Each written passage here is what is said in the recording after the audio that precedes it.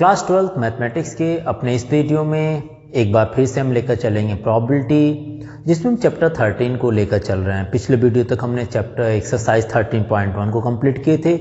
इस वीडियो में हम मल्टीप्लिकेशन थ्योरम और इंडिपेंडेंट इवेंट के बेसिस पर एक्सरसाइज 13.2 को देखेंगे। तो चलिए देखते हैं। सबसे पहले हम बात करेंगे multiplication theorem on probability. Multiplication theorem किन ऑब्जेक्ट पर या किस तरह के क्वेश्चंस में अप्लाई होती है। तो सपोज कीजिए कि एक हमारे पास बैग है, जिसमें बैग में रेड बॉल आप सपोज कीजिए 5 है एंड ब्लैक बॉल आपके पास 4 है। आप ले लीजिए 4 ले लीजिए, ठीक है ना। अब इसमें ड्रा करना है आपको, draw 2 black ball 1 after another, ठीक है ना, एक के बाद one. Draw 2 black ball without replacement, without replacement, या हमें लिखा गया हो कि ड्रा 2 बॉल, ठीक है ना, ड्रा 2 बॉल विदाउट रिप्लेसमेंट। आपसे पूछा जाए कि फाइंड द प्रोबेबिलिटी, यहाँ आपसे पूछा जाए कि find the probability that both ball is black हो, दोनों बॉल क्या हो, ब्लैक हो। आपसे 2 बॉल ड्रा करने के लिए कहा गया विदाउट रिप्लेसमेंट, और पूछा गया कि दोनों बॉल क्या हो, ब्लैक हो। तो वन आफ्टर अनदर कर रहा है, एक के बाद दूसरे बॉल को रिस्पेक्टिवली आपको ड्रा करना है, ठीक है ना। तो इसमें अगर आपने पहली बॉल, जैसे आपने पहले बॉल ए मान लीजिए, A is equal to probability 1 black ball, ठीक है ना। आपने एक ब्लैक बॉल ड्रा कर रहे हैं। कितने में से ड्रा कर रहे हैं? टोटल जो बॉल आपके पास है इस बैग में, अगर टोटल बॉल की बात करें तो टोटल 9 बॉल है। टोटल आपके पास ब्लैक मतलब टोटल 9 बॉल है, जिसमें 4 ब्लैक है और 5 रेड है। तो आप उसमें से 1 ब्लैक बॉल ड्रा करते हैं, तो प्रोबेबिलिटी क्या होगी? टॉप प्रोबेबिलिटी होती है total number of favourable outcome, मतलब total number of black ball कितने होंगे, 4 है, आउट ऑफ कितना होगा, 9, 4/9 हो जाएंगे। अब दूसरे की बात करते हैं, प्रोबेबिलिटी बी बाई ए, ये ना होगा, बी बाई ए क्यों होगा भाई? ए की कंडीशन है विदाउट रिप्लेसमेंट या विथ रिप्लेसमेंट है। विथ रिप्लेसमेंट होगा, इसका मतलब जो ब्लैक बॉल आपने निकाले वापस उसको रख दे रहे हैं। जब वापस रख रहे हैं तो इसका मतलब दूसरा वाला निकाल रहे हैं। जब दूसरी वाली प्रोबेबिलिटी निकालते तो वो पहले वाले पर डिपेंड है। तो कंडीशनल प्रोबेबिलिटी है कि ए ऑलरेडी हैपेंड हो चुका हो और दूसरी की प्रोबेबिलिटी निकाला है जो पहले वाले पर डिपेंड करेगा। तो प्रोबेबिलिटी यहाँ क्या लिखेंगे? ड्रा सेकेंड ब्लैक बॉल, ठीक है ना, सेकेंड ब्लैक बॉल आपको ड्रा करना, probability of second black ball.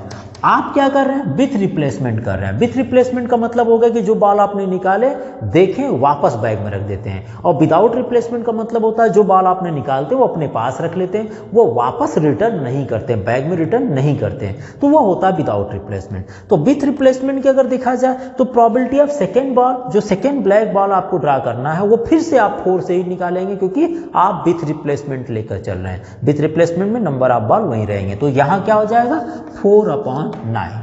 आपसे पूछा गया है कि what is the probability that the both ball is black हो। So probability of both ball, probability किसका पूछा गया? बोथ ब्लैक बॉल की, दोनों ब्लैक बॉल। तो दोनों ब्लैक बॉल को हम लिख सकते हैं probability A intersection B, means पहली ब्लैक बॉल दूसरी ball, which is equal to क्या होगा? विच इज इक्वल टू होंगे probability of A into probability of B by A. यही होता है मल्टीप्लिकेशन थ्योरम। मल्टीप्लिकेशन थ्योरम में एक या एक से ज़्यादा इवेंट होते हैं, जिसमें पहला हैपेंड हो चुका, दूसरे की प्रोबेबिलिटी को मल्टीप्लाई कर दें, फर्स्ट एंड सेकंड के मल्टीप्लाई कर दें, तो आपको दोनों बॉल की प्रोबेबिलिटी निकल आएगी, दोनों एक साथ अगर पूछा जाए। इसी को मल्टीप्लिकेशन थ्योरम बोला करते हैं। इसको हम बोल सकते हैं कि अगर आप ए बाई बी फाइंड करते हैं तो उसमें लिखा करते थे probability of A intersection B upon probability of B, और अगर आप इसका मल्टीप्लाई कर दें तो यहाँ हो जाएगा probability of B into probability of A by B, which is equal to probability of A intersection B. यही आपका मल्टीप्लिकेशन थ्योरम होता है। उसमें चाहे बी ऑलरेडी हैपेंड हो चुका होगा, चाहे ए ऑलरेडी हैपेंड हो चुका, जैसे ए पहले निकाला गया बाद में बी प्रेजेंट कर दी।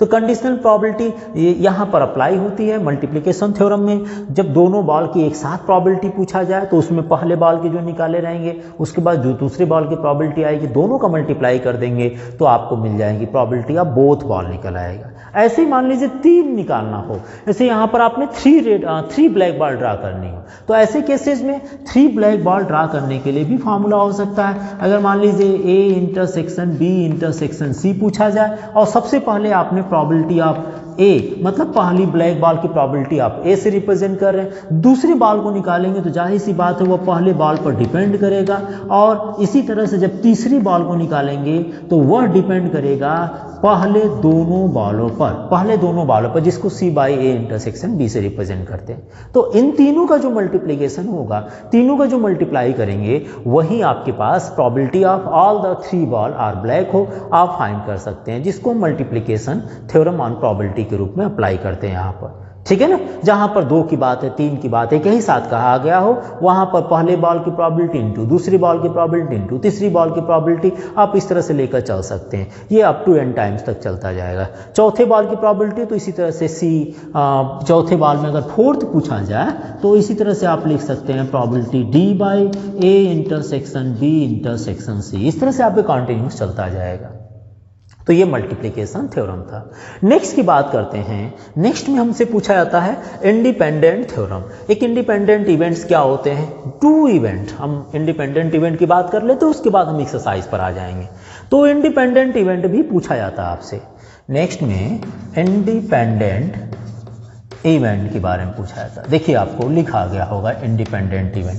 2 events are said to be independent event if the occurrence of one event does not effect the occurrence of other. एक अगर मान लीजिए जैसे एक बैग में अगर 2 बॉल निकाला जाए, एक बैग में मान लीजिए इस तरह से हमारे पास है, जैसे मान लीजिए यहाँ पर रेड है 4 है, ब्लैक 5 है, और दूसरी बॉल में हमने ले लिए, दूसरे बैग में रेड मान लीजिए 4 ले लिए, ब्लैक 6 ले लिए। तो यहाँ पर अगर मैं पूछूँ कि बैग फर्स्ट से मान लीजिए आपने एक रेड बॉल निकाल रहे हैं और बैग सेकेंड से आप एक ब्लैक बॉल निकाल रहे हैं, तो प्रॉबिलिटी आप अगर दोनों का एक साथ, इनका प्रॉबिलिटी दोनों का एक साथ पूछा जाए तो आप निकाल सकते हैं। लेकिन हम कह सकते हैं कि ये दोनों, जैसे इसमें से एक रेड निकाला जाए, इसमें से एक ब्लैक निकाला जाए, तो ये दोनों इंडिपेंडेंट इवेंट होंगे, क्योंकि इसको निकालने पर हमें ये नहीं सोचना पड़ेगा कि हमने ब्लैक वाले को पहले रिप्लेस किए या नहीं किए दूसरे बैग में से, क्योंकि यहाँ पर इसकी प्रोबेबिलिटी निकालने पर हमें इस पर इफेक्ट करे ऐसा कुछ नहीं है, क्योंकि इसकी प्रोबेबिलिटी निकालने के लिए हमें कुछ भी नहीं सोचना पड़ेगा, हमें बस ओनली इस बैग में सोचना पड़ेगा, इस बैग में क्या पहले से कोई एलिमेंट तो नहीं निकाला गया। तो इस तरह से 2 इवेंट की बात करते हैं कि 2 इवेंट इस तरह से हो जिसमें ऑकरेंस ऑफ 1 इवेंट, मतलब एक के हैपन होने पर एक की प्रोबेबिलिटी निकालते हैं, इसमें दूसरा उस पर इफेक्ट ना करे, तो occurrence of 1 does not affect the other is called the independent event. इसमें दोनों इंडिपेंडेंटली निकाले जाते हैं। तो आप ये कह सकते हैं जब 2 इवेंट इंडिपेंडेंट होंगे तो प्रोबेबिलिटी ऑफ ऑकरेंस बोथ की प्रोबेबिलिटी अगर पूछा जाए तो which is equal to probability of A into probability of B. देखिए मैंने यहाँ कहा था कि रेड बॉल निकाल लीजिए, इसकी प्रोबेबिलिटी 4/9, और यहाँ से ब्लैक बॉल निकालिए तो 6/10 होगा। ऑकरेंस ऑफ बोथ की पूछा जाए तो probability of A into B कर दीजिए, आप कह सकते हैं, क्योंकि दोनों के लिए इसमें जब बॉल निकालेंगे और इसमें जब बॉल निकालेंगे तो एक दूसरे पर डिपेंड नहीं कर रहा है, क्योंकि ये बैग अलग है, ये बैग अलग है ना। तो ऐसे में 2 इवेंट इस तरह से कह सकते हैं, 2 इवेंट हो when the occurrence of 1 does not affect the other is called the independent event होंगे। अगर म्यूचुअली इंडिपेंडेंट इसी तरह से 2 या 2 से ज़्यादा इवेंट्स हमारे पास हो तो हम ये भी कह सकते हैं कि अगर A intersection B intersection C हो तो आप इसी तरह से तीनों बॉल को म्यूचुअली, आप इसको बोलते हैं म्यूचुअली इंडिपेंडेंट, मतलब सभी एक दूसरे से फ्री हैं। तो इस तरह से एक इवेंट पर दूसरे का इफेक्ट नहीं करता, इसलिए इसको इंडिपेंडेंट इवेंट बोला करते हैं। ठीक है, तो कभी कभी आपको पूछा जाता है what is the value of A union B, है ना, व्हाट इज द वैल्यू, आप इसको बोल सकते हैं probability of at least 1 of them, मतलब at least 1 of them A and B की प्रोबेबिलिटी पूछा जाए इन केस ऑफ इंडिपेंडेंट में। तो probability of A union B आप लोग वैसे तो जानते हैं कि probability of A plus probability of B minus probability of A intersection B होता है। तो यहाँ पर जो ए इंटरसेक्शन की बी एक वैल्यू होगी, ए इंटरसेक्शन बी की वैल्यू होगी, वो इंडिपेंडेंट इवेंट में ये आ जाता है। कितना आ जाता है, ये लिख देते हैं probability of A and plus probability of B minus A intersection B को हम लिखा करते हैं इंडिपेंडेंट इवेंट में probability of A into probability of B. ये लिखा मिलेगा कि A and B are independent event है, देन आप A union B is equal to क्या हो सकता है, तो ये हो सकता है। अगर इसको और सॉल्व कर लिया जाए, किसको, प्रोबेबिलिटी ए यूनियन बी को और सॉल्व कर लिया जाए, ए यूनियन बी, तो ये देखिए P A plus P B minus P A intersection B, तो हम इनमें से बी कॉमन ले लें।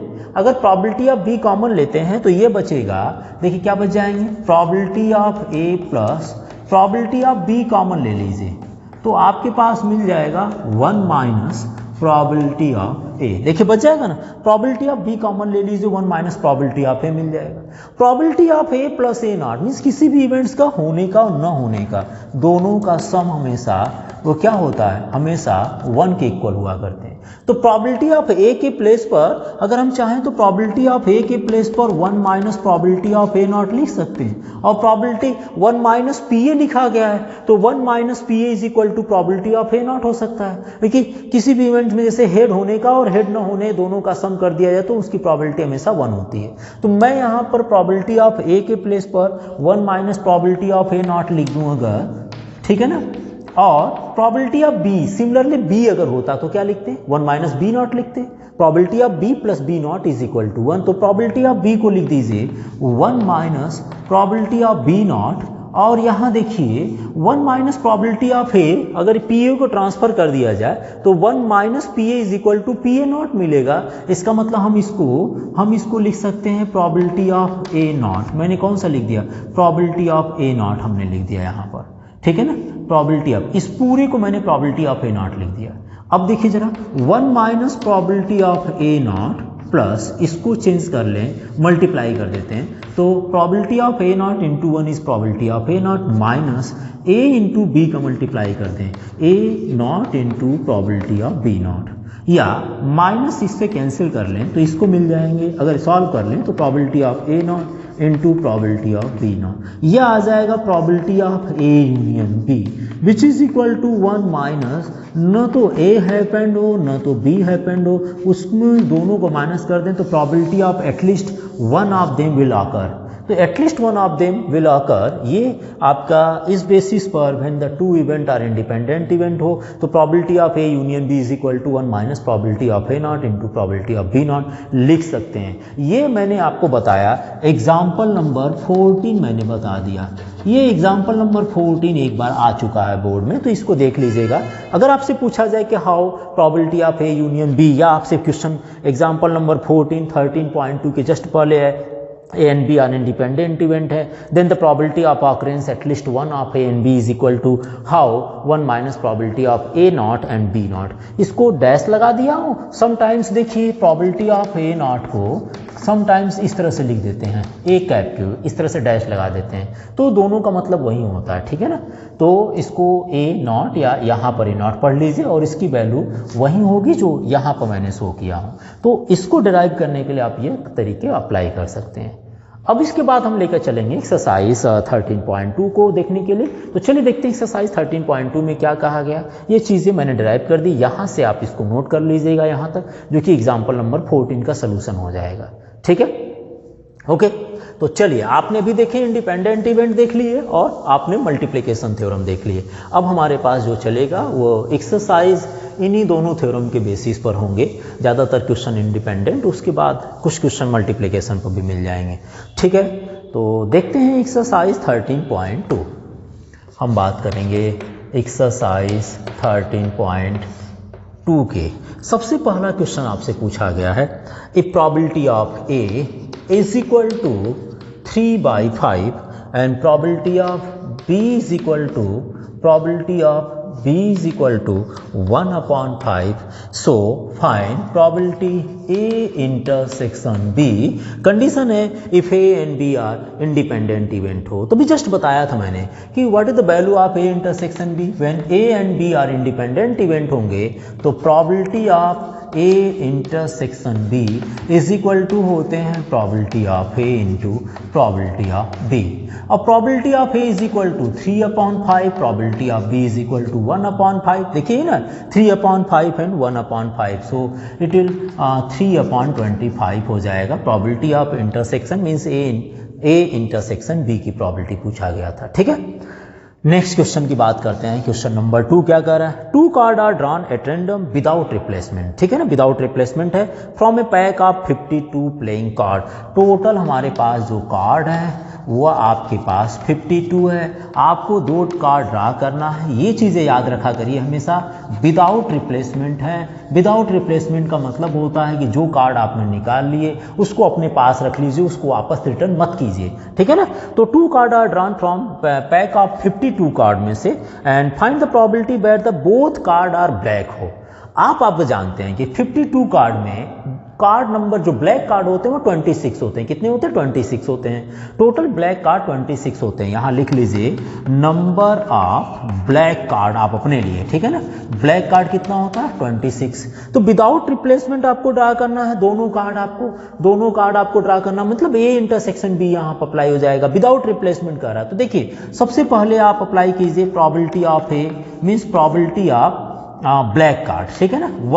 वन ब्लैक कार्ड मीन्स दोनों कार्ड आपका ब्लैक हो तो probability of first black card आप लिख सकते हैं, ठीक है ना। तो ब्लैक कार्ड कितने होते हैं? 26। कितने में से होगा? 52 में से। तो ये आ गया कितना?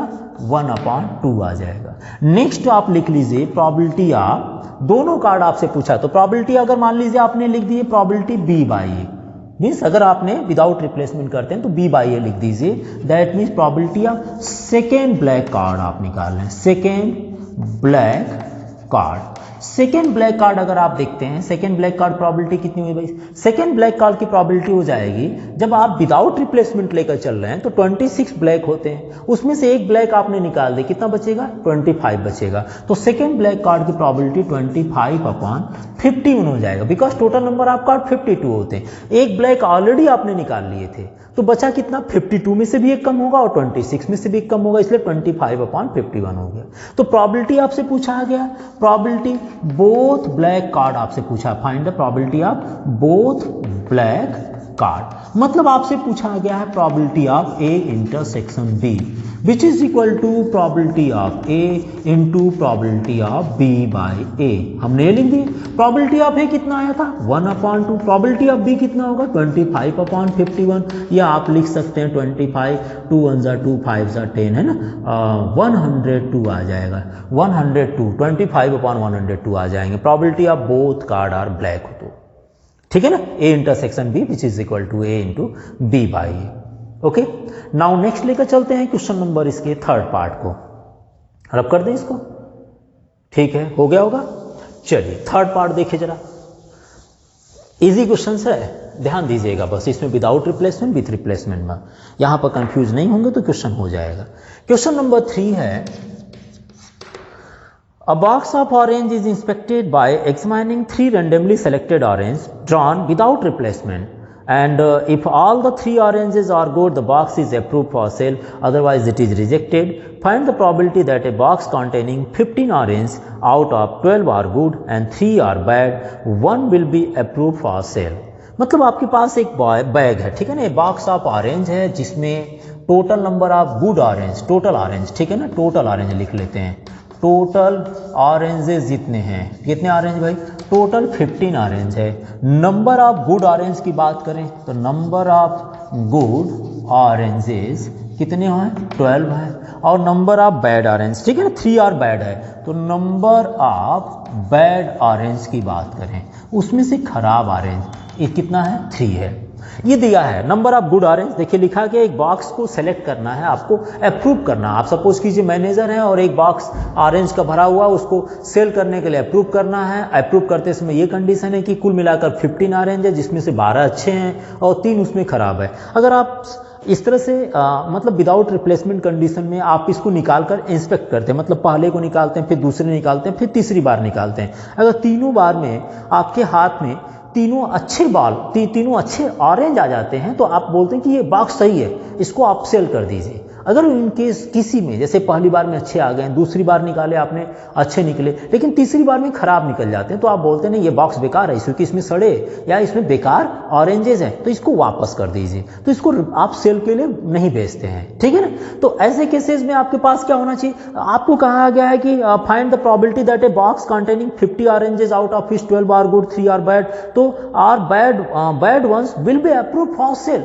आपको बैग को बेचना ही है, मान लीजिए आप मैनेजर हैं, ठीक है ना, ऐसे केसेस आपके ऊपर अपने ऊपर लागू कर सोचिए।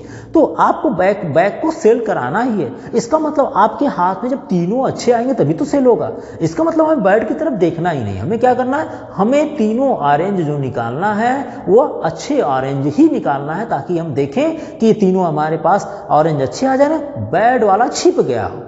तो ऐसे केसेस में अगर बॉक्स अप्रूव किया जा रहा है सेल के लिए, तो प्रोबेबिलिटी ऑफ हम यहाँ पर बात कर सकते हैं A intersection B intersection C, या हम इसको क्या लिखते हैं, probability of A into probability of B by A, है ना, into probability of C by A intersection B. पहले दोनों निकाले गए बाद अगर आपके पास तीनों अच्छे ऑरेंज होंगे तभी आप कहेंगे बैग को सेल करने के लिए अप्रूव कर दीजिए, भेज दीजिए। तो इसका मतलब हो गया प्रोबेबिलिटी ऑफ फर्स्ट ऑरेंज आपके अच्छे हो। कितने ऑरेंज अच्छे हैं, 12 है। तो अगर मान लीजिए एक अच्छे ऑरेंज निकालते हैं पहली बार, तो 12 में से ही निकालेंगे, तो ये आ जाएगा 12/15 आ जाए। भाई पूरे अच्छे तो 12 है और टोटल ऑरेंज कितना 15, इसलिए 12/15। अब आप एक निकाले, देख लिए, फिर दूसरा निकालने जाते हैं। जब दूसरा निकालते हैं तो पहले से तो कमी होगा, भाई एक तो कमी हो जाएगा। आप तीन अच्छे ऑरेंज इस तरह से निकाल रहे हैं ना, 1 by 1 निकाल रहे हैं, 1 by 1 मतलब विदाउट रिप्लेसमेंट निकाल रहे हैं। फिर ठीक है, फिर यहाँ लिखा है if all the 3 oranges are good, आप निकाल कर तीनों ऑरेंज निकालने जो हाथ में आ रहा है 1 by 1 चलेगा वहां पर। तो इसका मतलब है कि पहला वाला 12/15 होगा, तो दूसरा वाला 11/14 होगा, और तीसरी ऑरेंज जब निकालेंगे तो 10/13 रहा होगा, तभी तो होगा। भाई 1 2 3 आप इस तरह से निकालिए तो देखेंगे तीनों कंडीशन यही बनेगा।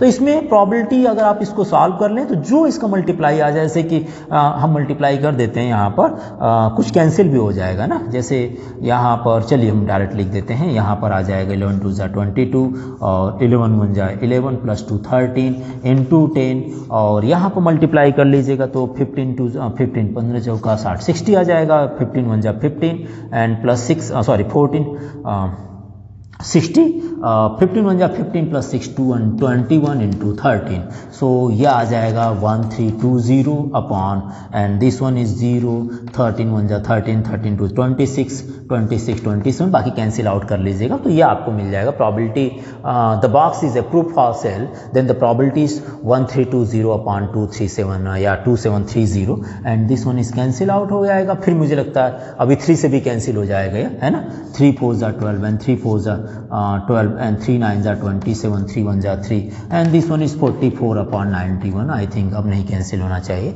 तो ये मिल जाएगा आपको, आप देख सकते हैं। ठीक है, नाउ नेक्स्ट चलते हैं क्वेश्चन नंबर, इसके बाद 4th को लेकर चलते हैं। आप एक बार ध्यान से देखिएगा, आप पढ़ रहे मल्टीप्लिकेशन थ्योरम, साथ ही साथ एक्सरसाइज 13.2 शुरू हो चुका आपका।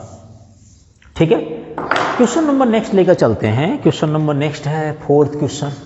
इसमें दिया गया a fair coin and unbiased die are tossed. एक बार एक फेयर क्वाइन मीन्स जिसमें हेड और टेल बना होता है, और एक अनबायस्ड डाई जिसमें सारे फेसेस पर 1 2 3 4 5 6 लिखा हो, इनको टॉस किया जा रहा है। ठीक है, चलिए टॉस कराते हैं। Let A be the event है, ए क्या कर रहा है, head appear on the coin, head जिस क्वाइन पर आया हो वह ए हो गया, और B is equal to 3 on the dice, जिस डाई पर 3 आया हो वह आपका बी हो गया। So check whether A and B are independent event है या नहीं है, हमें ऐसा चेक करना है। तो सबसे पहले सिंपल स्पेस को लिखिए।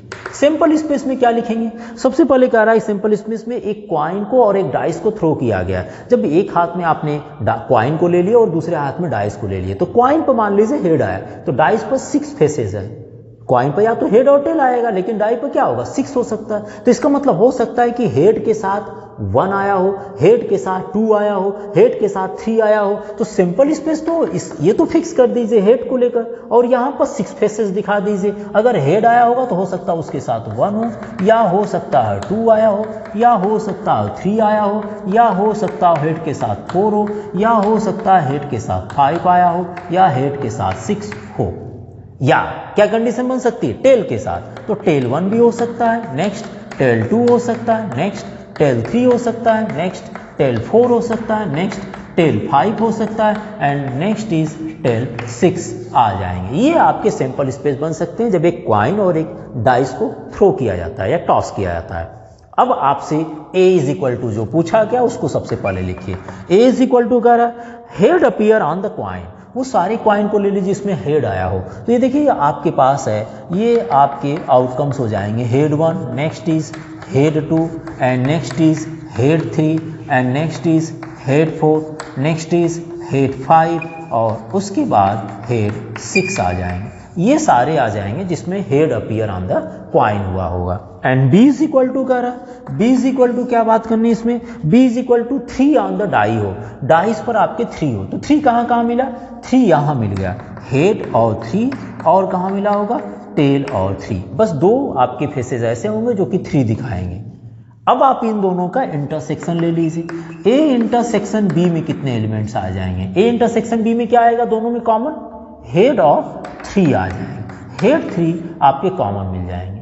अब प्रोबेबिलिटी इंडिपेंडेंट इवेंट की क्या होती है, probability of A intersection B is equal to probability of A into probability of B हुआ करता है। क्या होता है, probability of A intersection B is equal to probability of A into probability of B होता है जब दो इवेंट आपस में इंडिपेंडेंट हो।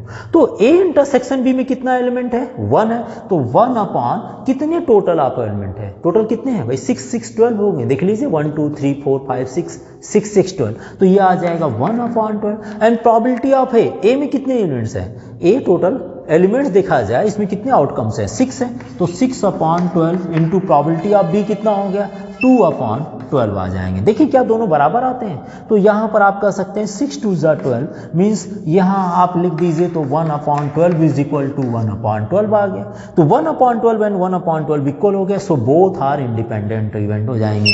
सो बोथ आर इंडिपेंडेंट इवेंट्स हो जाएंगे, ठीक है ना, इंडिपेंडेंट इवेंट्स आप लिख दीजिएगा, दोनों इवेंट्स ए एंड बी आपके इंडिपेंडेंट है।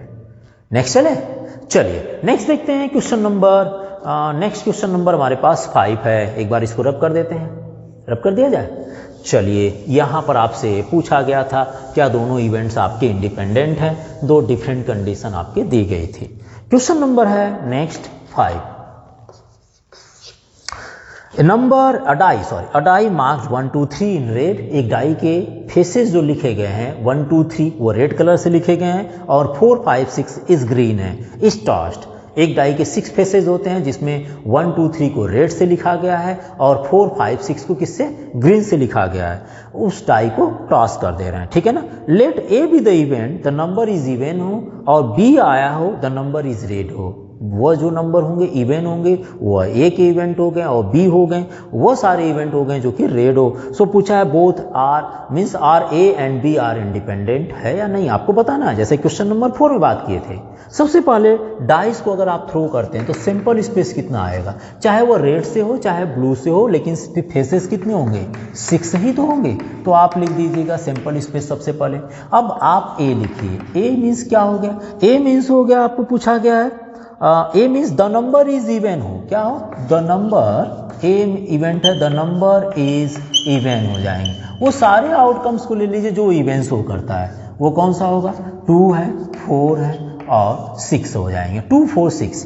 And b is equal to क्या लिखा है, द नंबर इज रेड हो, द नंबर इज रेड हो।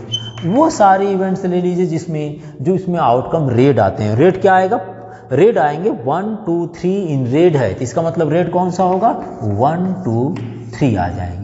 ए इंटरसेक्शन बी निकालिए जिसमें दोनों में कॉमन एलिमेंट हो, तो कॉमन एलिमेंट कौन सा आ जाएगा, 2 आ जाएंगे। तो आपसे पूछा गया है क्या A intersection B, probability of A intersection B is equal to probability of A into probability of B है, क्या ये दोनों इंडिपेंडेंट है, इंडिपेंडेंट होगा तो इस कंडीशन को फॉलो करेगा। तो probability of A intersection B कितना होगा, ए इंटरसेक्शन बी में 1 एलिमेंट है आउट ऑफ 6 में से, तो प्रोबेबिलिटी हो गया 1/6 is equal to probability of A events अगर देखा जाए तो ए में कितने एलिमेंट्स हमारे पास, 3 है, तो probability of A is equal to 3/6 and probability of B is equal to also 3/6, कितना आ जाएगा 1/2 1/2, therefore 1/6 is equal to 1/2 into 2, then 1/6 not equal to 1/4, so this 2 events not independent हो जाएंगे। So not a independent event हो गया because ए और B यहाँ पर इक्वल नहीं हो रहे probability of A intersection B के, ठीक है। ये आपके क्वेश्चन नंबर 5 रहा। नेक्स्ट चलते हैं, एक बार और देखते हैं क्वेश्चन नंबर 6, उसके बाद फिर देखेंगे क्वेश्चन नंबर 6 देखते हैं। यहाँ पर आपसे इंडिपेंडेंट पूछा था जो कि नहीं है, आप लिख दीजिएगा, ठीक है। नेक्स्ट चले क्वेश्चन नंबर 6 देखते हैं। अब क्वेश्चन नंबर 6 यहाँ पर है क्वेश्चन नंबर 6 क्या पूछ रहा है, हमने यहाँ पर सारे क्वेश्चन करीब करीब सॉल्व कर दे रहे हैं। Let E and F events है, बेन इवेंट्स हैं with probability of E is equal to, probability of E is equal to 3/5 and probability of F is equal to 3/10 and probability of E intersection F is equal to 1/5. So R, E and F are independent है। तो यहाँ पर independent के लिए simple condition दिया है कि अगर ये इंडिपेंडेंट इवेंट होंगे तो probability of E intersection F is equal to probability of E into probability of F। तो E intersection F की वैल्यू 1/5 हो गया and probability of E is 3/5 and here 3/10। so 1/5 क्या इसको इक्वल हो रहा है 9/50 हो जाएगा, है ना, ये ना होगा 3/5 and 3/10 is equal to 1/5, not equal to है। So these are not independent, लिख दीजिएगा so not independent, ठीक है ना, नॉट अ इंडिपेंडेंट इवेंट हो जाएंगे। ठीक है, ये रहा क्वेश्चन नंबर 6, एक बार आप इसको नोट कीजिए, लेके चले इस क्वेश्चन नंबर 7 को। फिर given that the event A and B are such that probability of A is 1/2, probability of A union B is 3/5 and probability of B is P. So find P if they are mutually exclusive and second part is independent. So first condition को लेकर चलते हैं, solution of question number 13 first part. If two events are mutually exclusive then intersection of those two event A and B are 0 होता है। तो यहाँ पर first case में in case of mutually exclusive में याद रखिएगा इसको, in case of mutually exclusive, ठीक है ना, in case of mutually exclusive probability of A intersection B is 0 हुआ करते हैं। ऐसे केसेस में probability of A union B which is equal to probability of A plus probability of B minus probability of A intersection B की value 0 हो जाएगी। और probability of A union B is given है, कितना है 3/5 which is equal to probability of A which is 1/2 and probability of B is p -0। So value of p कितना आएगा, therefore 3/5 minus 1/2 is p, या हम इसको कह सकते हैं 2 3 6 मीन्स 1/p, या हम इसको लिख सकते हैं p की वैल्यू 1/10 मिल जाएगी। सॉल्व कर लेंगे तो, ठीक है ना। सेकेंड पार्ट आपसे पूछा है in case of independent event में, तो इंडिपेंडेंट इवेंट में probability of A union B which is equal to probability of A plus probability of B minus, मैंने बताया था क्या होता है ए इंटरसेक्शन बी की वैल्यू। इंडिपेंडेंट इवेंट में ए इंटरसेक्शन बी कितना हो जाता है, probability of A into probability of B होता है। तो यहाँ पर आप लिख देंगे इसको ए यूनियन बी को probability of A plus probability of B minus A probability of A into probability of B, A intersection B। क्यों भाई, म्यूचुअल इंडिपेंडेंट इवेंट में probability of A intersection B की value probability of A into probability of B हो जाएगा।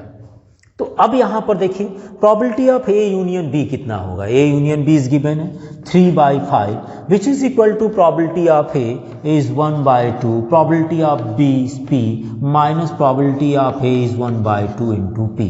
अब अगर इसको solve करते हैं तो देख लीजिए 1/2 एंड 3/5, 3/5 माइनस 1/2 इज 1/10 हो गया था। तो यहाँ से मिल जाएगा 1/10 is equal to p minus half p है। सो ये आ जाए कितना, ओनली p/2 आ जाएगा, p/2 कैंसिल आउट कर ले। सो वैल्यू ऑफ p इज 1/5 आ गया। सो वैल्यू ऑफ p, इन दोनों केसेस को याद रखिए, क्वेश्चंस तो आपके इजी हैं, वो तो आप कर सकते हैं सॉल्व, लेकिन केसेस आपके इंडिपेंडेंट इवेंट में ये बन जाते हैं, म्यूचुअली एक्सक्लूसिव में आपके इंटरसेक्शन आपका 0 हो जाया करता है, ठीक है ना। इस क्वेश्चन का मेन मकसद यहाँ पर था। नाउ नेक्स्ट चलते हैं क्वेश्चन नंबर 8 को लेकर, रब कर दें इसको, आप इसको नोट कर लिए होंगे, इसलिए हम चलते हैं क्वेश्चन नंबर 8 को देखने।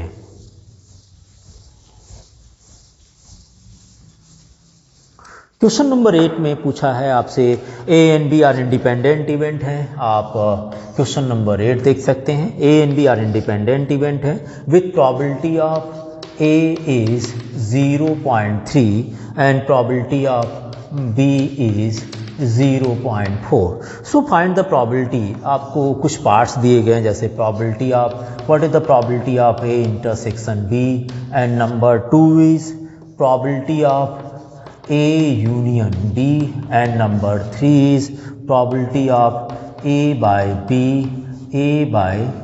B, and number 4 part is probability B by A. आपसे इनकी वैल्यू पूछा गया है where A and B are independent हैं, ठीक है ना, और ए एंड बी की वैल्यू गिवन है. तो सबसे पहले हम फाइंड करते हैं इन केस ऑफ इंडिपेंडेंट में a solution of first part.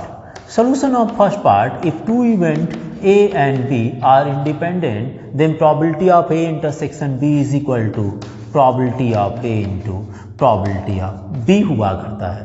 तो ऐसे में probability of A intersection B की वैल्यू कितनी आ जाएगी? Probability of A is 0.3 and probability of B is 0.4, so यह आ जाएगा 0.12. So probability of A intersection B is equal to probability 0.12 मिल जाएगा. और इसके सेकेंड पार्ट पूछा गया है what is the value of probability A union B. Probability of A union B when the two event are independent event है, तो उसको मैंने ड्राइव भी किया था एग्जांपल नंबर 14 जैसा, या आप इसको लिख सकते हैं यहाँ पर probability of A plus probability of B, and in case of independent A intersection B के प्लेस पर आप A into B लिख दीजिए. ये ना होता है A यूनियन B में A intersection B के प्लेस पर probability of A into probability of B हो जाएगा. अब यहाँ पर इसकी वैल्यू पुट कर सॉल्व करते हैं तो ये कितना है 0.3 एंड प्लस 0.4 माइनस इन दोनों का मल्टीप्लिकेशन अभी हमने फाइंड किए तो 0.12 आ गया था. दैट मीन्स 0.7 माइनस 0.12, या आप इसको लिख सकते हैं 0.70 minus 12, so 10 to 8 and here 6 minus 1 is 5, तो 0.58 आ जाएगा. 8 to 10 5.617, ठीक है ना, 58/100 हो जाएंगे. नाउ थर्ड पार्ट पूछा है what is the probability of A by B. A by B means कितना हो गया? Probability of A by B is equal to A intersection B upon probability of B. A intersection B की probability कितनी हो गई? 0.12 and probability of B कितना हो गया? 0.4 है. इनको आप सॉल्व कर लीजिएगा, ठीक है ना. और थर्ड इसमें फोर्थ पार्ट पूछा है. Fourth part probability of B by A which is equal to probability B intersection A upon probability of A, and B intersection A उतनी होगी जितनी A इंटरसेक्शन B था, तो यहाँ पर प्रोबेबिलिटी हो जाएगी 0.12 and probability of A is equal to probability of A कितना 0.3 है, तो आप लिख सकते हैं 0.12 अपॉन 0.3. आप इसको सॉल्व कर लीजिएगा तो ये आपको क्वेश्चन नंबर 8 मिल जाएंगे, ठीक है ना. चलिए नेक्स्ट चलते हैं क्वेश्चन नंबर 9 के लेकर. रब कर दें इसको. ओके, नेक्स्ट है क्वेश्चन नंबर 9. थोड़ी सी वीडियो की लेंथ ज़्यादा हो जाएगी. अगर वीडियो आपको समझ में आता है तो आप इसको सब्सक्राइब जरूर किया करें कि मैक्सिमम स्टूडेंट्स सब्सक्राइब नहीं करते हैं, तो थोड़ी सी हमें भी निराशा होती है. तो कोशिश कीजिए कि अगर आपसे सब्सक्राइब हो जाए तो आप इसको सब्सक्राइब जरूर कीजिए, ठीक है. क्वेश्चन नंबर 9 की बात करते हैं. If A and B are two events है such that probability of A is equal to 1/4 and probability of B is equal to 1/2 and probability of A intersection B is equal to 1/8. So पूछा गया है find the value. किसकी value पूछा है? Find probability not A and not B. आपसे इसकी value पूछा गया not A and not B. That means आपसे पूछा गया है, इसका सोल्यूशन की बात करें तो क्वेश्चन नंबर 9 में आपसे पूछा गया है probability of A not intersection B not which is equal to, अगर आप जानते होंगे डिमॉर्गन्स लॉ के अकॉर्डिंग, तो यह लिखा जाता है probability of A union B whole not लिख सकते हैं. A not intersection B not is equal to A union B whole not which is equal to 1 minus probability of A union B. 1 minus probability of A union B. That means 1 minus probability of A union B आप क्या लिख सकते हैं? Probability of A plus probability of B minus probability of A intersection B. So 1 minus probability of A is equal to 1 upon 4, probability of B is equal to 1 upon 2 and probability of A intersection B is 1 upon 8 which is equal to 1 minus 1 upon 4. Solve कर लें, कितना आएगा? इसको अगर solve किया जाए तो LCM अगर लेना चाहें तो एलसीएम ले लीजिए. एलसीएम आपका 8 हो गया, 2 होंगे, 4 होंगे, 1 हो जाएंगे और ये देखिए 1 माइनस 4 2 6 माइनस 1 5 5 अपॉन 8.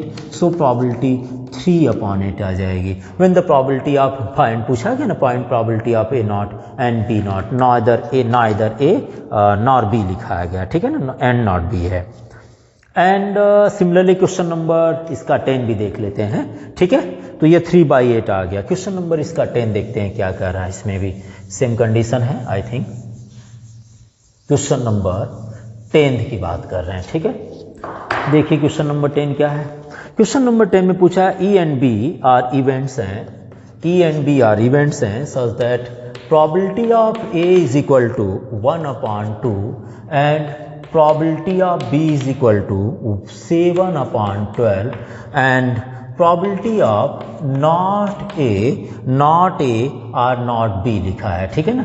तो not A not B is equal to 1 upon 4.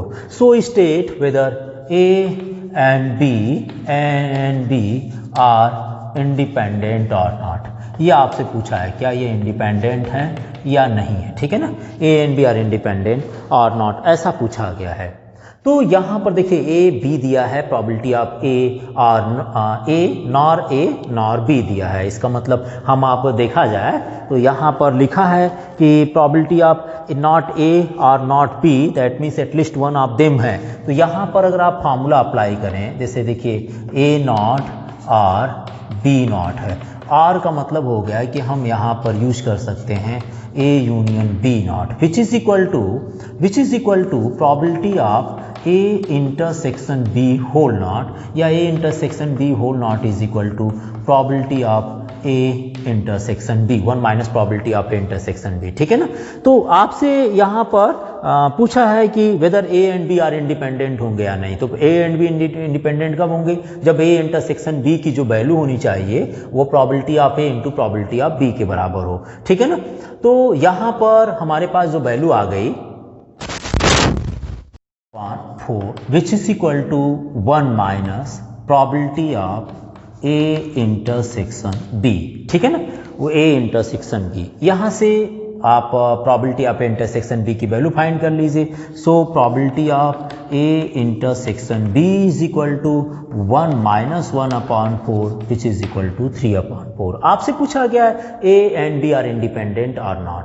तो A and B are independent होंगे if A and B are independent है. मान लेते हैं कि अगर ये इंडिपेंडेंट होंगे तो हमें प्रूव क्या करना होगा? हमें प्रूव करना होगा probability of A intersection B is equal to probability of A in probability of B. A intersection B is equal to 3 upon 4 which is equal to probability of A 1 upon 2 and probability of B is 7 upon 12. अगर देखा जाए तो 3 upon 4 not equal to 7 upon 24. So these two event A and B are not independent हो जाएंगे, ठीक है ना. ये आपके क्वेश्चन नंबर 10th रहा आपसे. नेक्स्ट में अगर हम बात करें क्वेश्चन नंबर 11th भी, तो क्वेश्चन नंबर 11th भी इसी जैसा है. इसको हम नेक्स्ट वीडियो में बात करते हैं. तो क्वेश्चन नंबर आप 10 तक के क्वेश्चन आप एक बार नोट कर लीजिए तब तक.